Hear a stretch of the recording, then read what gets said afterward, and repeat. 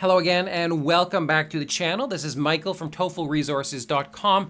Lately, I've been uploading a ton of videos about the new writing for an academic discussion task, but I have had a few requests for new videos about the integrated writing question, so that's what I'm going to share today. In just a moment, I'm going to switch over to show you a reading about an academic topic. You should pause the video, give yourself 3 minutes to read the article, and you should probably take a few notes as you read. After that, come back to the video and you can listen to me give a lecture on the same topic. You should definitely take notes as you listen to me. After that, you'll have 20 minutes to write an essay using information from both the reading and the lecture. You can look at the reading as you write your essay, but you can't hear the lecture again. And if you stick around all the way to the end of the video, I'll explain as usual about how you can get some free feedback and a score estimate for your practice essay. All right, are you ready? I hope so, because here is the article.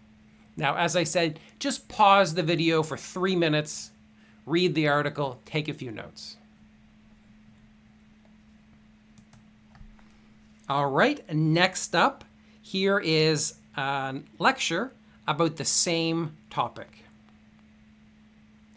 While the 3 approaches outlined in the article are the most commonly used strategies to protect olive trees from QDS, each approach has drawbacks which may limit their overall effectiveness.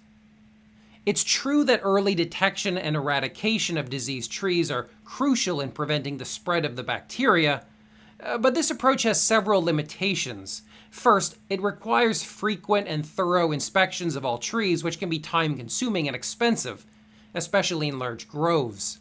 Additionally, the symptoms of the disease may not be visually apparent in the early stages, making early detection difficult. So, by the time we spot and remove a diseased tree, it's likely that the bacteria has spread to other nearby trees. Next, I know it's important to promote the overall health of olive trees, but this isn't a perfect strategy. Remember that while proper irrigation, fertilization, and trimming can improve tree health, they do not guarantee protection. Even healthy trees can be infected at any time. You should also remember that disease-resistant saplings can sometimes be extremely expensive for farmers to purchase. Now, reducing the population of spittlebugs, the main transmitter of the bacteria, certainly is helpful, but it's also hard to do properly. Unfortunately, insecticides work well at first, but over time, the spittlebugs adapt and become resistant. Meanwhile, natural predators of spittlebugs, such as ladybugs and wasps, are difficult to utilize properly. After being released in an infective olive grove, there's a very good chance that they'll simply fly away to an area where they're not needed. Since olive groves are located in fairly rural areas, it can be difficult to tell when this has actually occurred. Here's your question. Summarize the points made in the lecture, being sure to explain how they cast doubt on the solutions presented in the reading passage. All right, so pause the video for 20 minutes, write up your essay.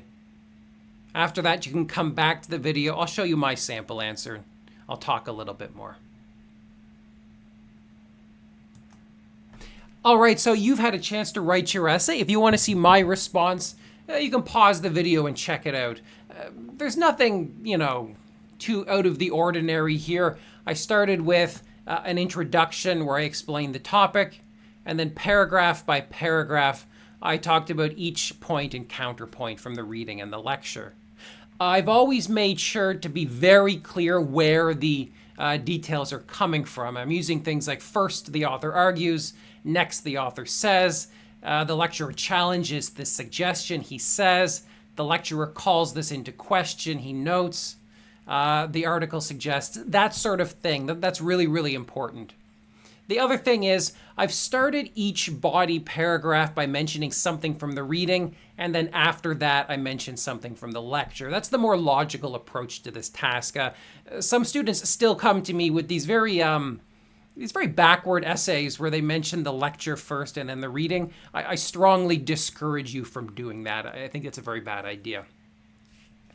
All right, if you do have any questions about what I've created here, just leave a comment down below and I'll respond as quickly as I can.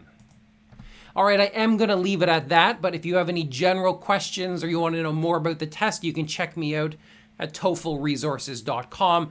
I have guides there to every section of the test, and you can also sign up for my essay evaluation service where I can give you very detailed feedback about your work. Meanwhile, if you do want a few general suggestions and a score estimate for your essay, leave it down in the comments below.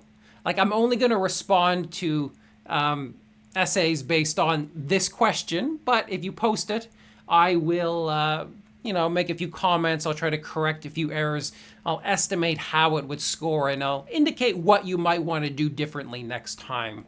I hope you can return the favor perhaps by subscribing to the channel and liking the video. All right, I will leave it at that, but just stay tuned. I should have more videos up in the days and weeks ahead. Take care. I shall talk to you later.